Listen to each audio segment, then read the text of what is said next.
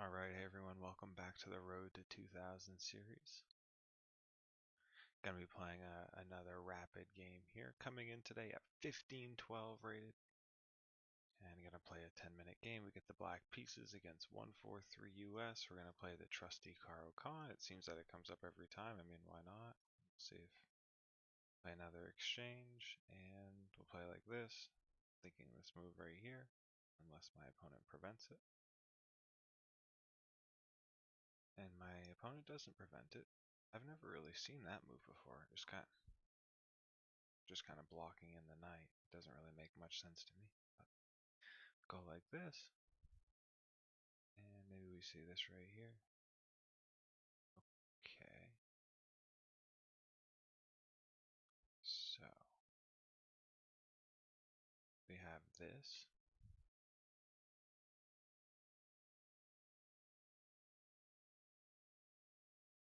I think that makes the most sense, just to kind of ignore that.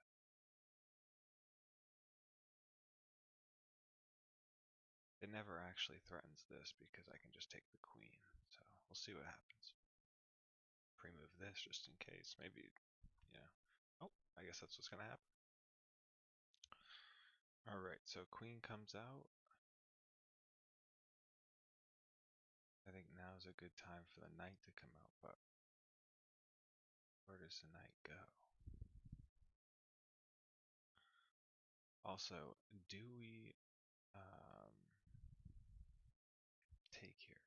Do we take here and do this? I don't know if I actually should this game. I mean, it's a very common Caro-Kann concept, and I'm sure the knight's going to come here, and maybe it is too powerful there. Maybe yeah, let's just take and then come here. And, you know, it may not be the most exciting and lively position, but it's good enough. And we'll play this right here, and then we'll play this, and we'll see what happens. We do have this possibility here. This is a very powerful knight, and this knight just, I guess it could go here. It might come out here and see what's up. Okay. So it's kind of like a bait to take that. And I don't think I can take it. So that knight is pretty much stuck out there, so I'm going to say don't give up the bishop for that. It's not worth doubling the pawns. And opponent goes back. Now we do have the option of playing this move.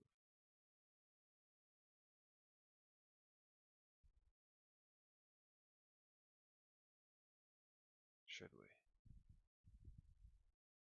Or maybe should we play rook over?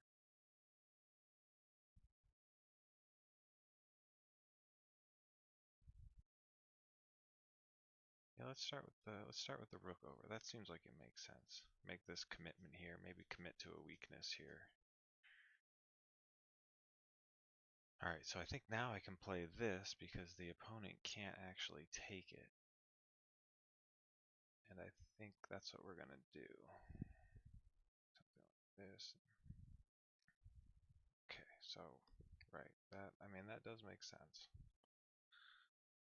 So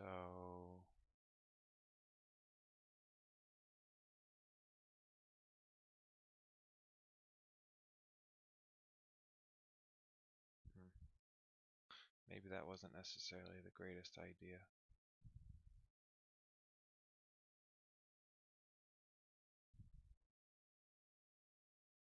Maybe we go here first and just ignore this. I mean, in the end, it's just I can actually take with my queen if, yeah, I think that's okay. So I don't think we actually have to panic here. We don't have to panic here. Plus, that actually creates some threats, kinda. I mean, I imagine we're gonna get trades. Oh, and then I actually won't be able to take though, if we do trade.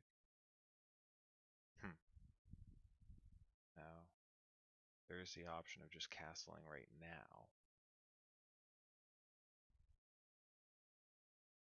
I think I'll castle. And if takes, then we're going to take with the queen.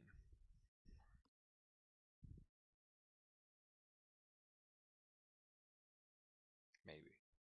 Again, I actually don't know if that's a good idea. It might be better to do like the in-between move with the rook right here. Very, very tricky. Okay. I actually don't hate that decision from my opponent.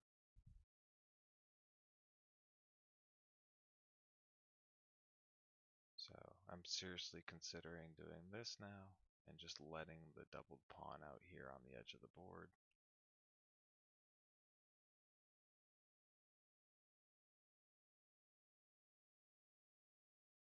It could also be, I just don't think that's gonna work. So let's do this and this.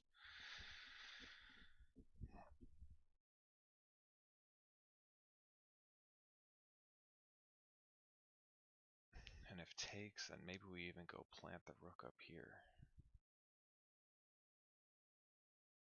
That might be a good idea. I don't think I'm ever actually going to take this pawn because the opponent's going to take with the knight and then my weakness in the position's exposed. And I probably should have played c4 early.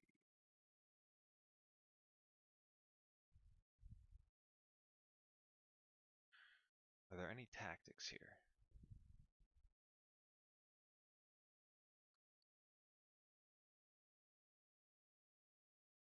So we could take, take, take.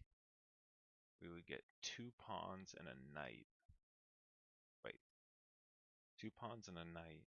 3 pawns and a knight for 2 pawns and a rook. I don't know if that's exactly what I want.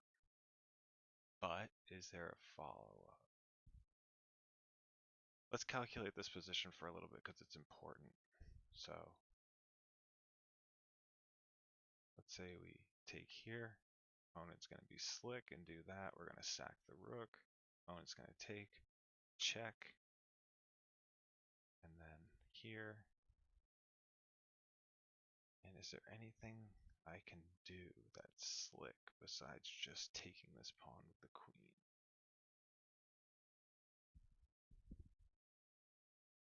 Yeah, I'm worried about that move from my opponent. So do, sack the rook, do, check, and then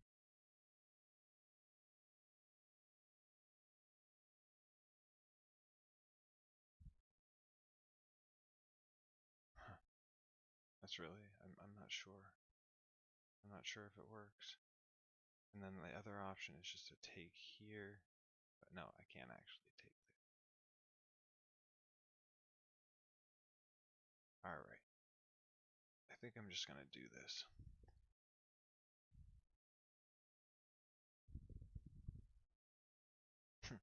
All that calculating just for the opponent to do that. Well, that does make sense.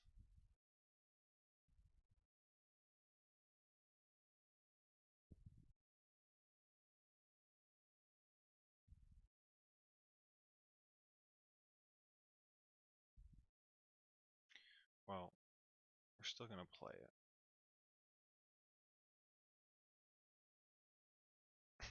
Again, all that calculating just for that. So let's do this.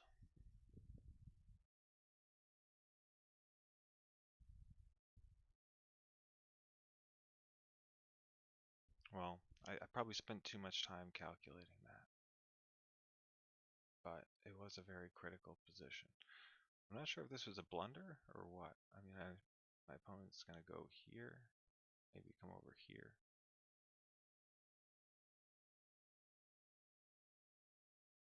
Okay, well, that is very confusing.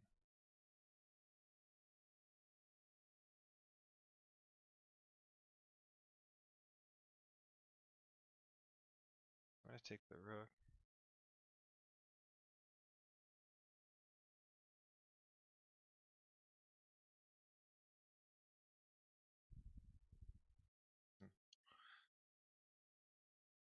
So we get this check here.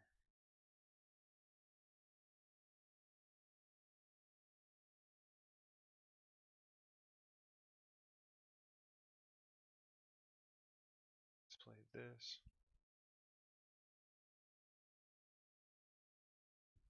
So we got 3 minutes. We got to figure it out in 3 minutes, and we're up what, 2 pawns? Is that like 2 queen pawns? That's not bad. Okay, so ideas are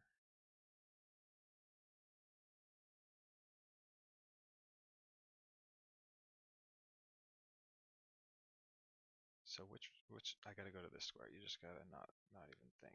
Again, he can't really do this. So maybe we come up here, fight there, and try to.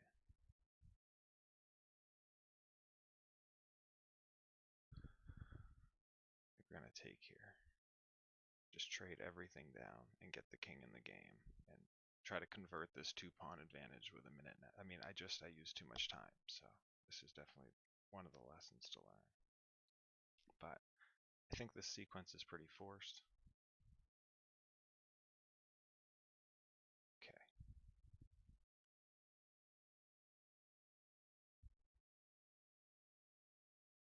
We're gonna take. We are going to just take.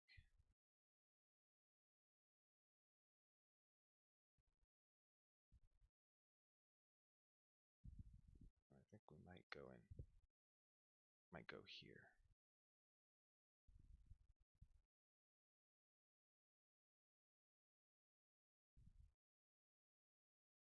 Actually, hang on. Did I just screw this up?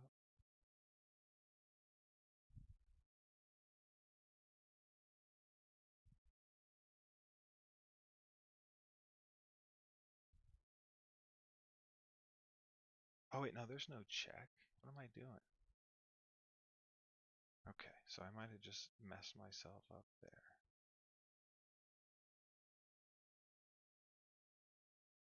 Shoot. What am I doing?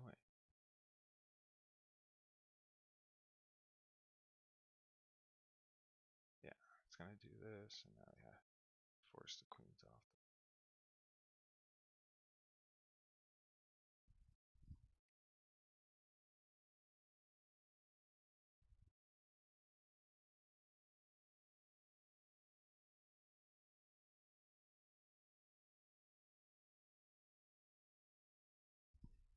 Alright, so this is kind of what we're doing here.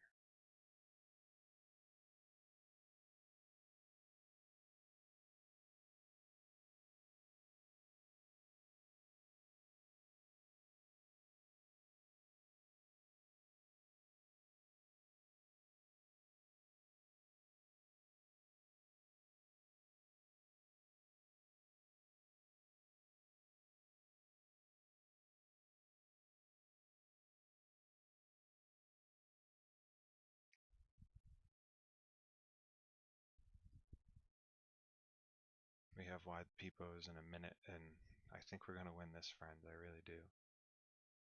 I really think we're gonna win this.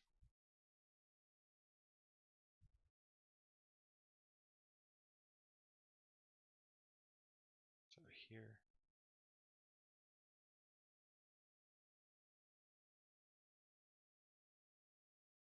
And we win. Yes! Nice job. Good win. Alright, let's finish this up. 49 seconds. I think we can do it. No stalemates. We'll just chase the king down the board. Whenever my opponent wants to end it, it will be over. And we'll go here. And we will go here. Nice. Alright, so we're up to 15-20. And I'll check back in here with the analysis. Great game. Alright, welcome back everyone, and as we can see, we played an excellent game, coming in at 87.8% accuracy over such a long period of a game is truly, it's not my best game on the channel technically in terms of percentage, but it is my best completionist game, my strongest game, and as we look down here, we see over the course of 58 moves leading into a checkmate, playing at, oh, let me just move that down just a slight bit more. playing in at 1900, which is good. This is, I mean, this is the upper echelons of how we want to be playing every game. We want to be playing every game just like that. And our opponent, props to them, just an absolutely, I thought, a great player. So I do see a brilliant move in here. It looks like sacrificing the rook there was actually a brilliant move. So that's great. So there's our brilliancy. So let's actually go through the game. So it's a Caro-Kann, and as you'll see on this channel, the Caro-Kann is by far the opening that I have the best and most superior knowledge of kind of what to do and how to get into these positions, getting the bishop out here. And yeah, that's something always to keep out in mind too. I always miss it, but bringing your queen out to that b6 square. Just because if takes, you take with the pawn, and then let's say the opponent does something like bring the bishop out, then you win the rook. Well, maybe not win the rook, but you just cause some issues. You're going to take this pawn too, and you'll win all the pawns on the board. I don't think my opponent should have taken there. You should probably just wait until I prompt you. Change my position, because after I do this and this and this, then my whole entire queen side is just ravaged. All I really can do is just push c5 and attack the center, which is a very common Caro-Kann theme. It's definitely something that I probably should have played. So I shouldn't have taken this. I should have just developed my bishop. I was worried about the knight coming to here and just being a nuisance, but I guess if you develop your bishop here, then you can take, and then you can get your queen there and start threatening. But so we have we've equalized. We're at a negative 0.42 position. And just develop the bishop, get ready to castle. So should we have taken? No, we played the right move. We tried to kick the bishop goes back, and then we played the rook over, which apparently is not the best move, but it is second best. Just putting some pressure on this pawn, because if you can win this pawn right here, let's say the opponent doesn't address the threat, then this knight is very tender, it's hanging, and then maybe you do take, because then boop, boop, boop, boop, and I won't calculate out the trade, but basically you win a piece in the end, and the pawn side on the queen side is ravaged. So my opponent does play the best move. This is what I expected would happen, and we played a4 because, again, you can't take, because then the bishop is going to take, and you may be thinking, well, what about this? Again, this trade is fine, because you end up winning a piece in the end. And that's the big decisive difference. So the computer says that you can just kind of let this happen. But I'm not so, I wouldn't want the knight coming here, putting this tenderness on this position. Let's show the moves, actually. Let's take, oh, okay. There's an in-between move. Give up the rook. Yeah, okay. I wasn't about to do that.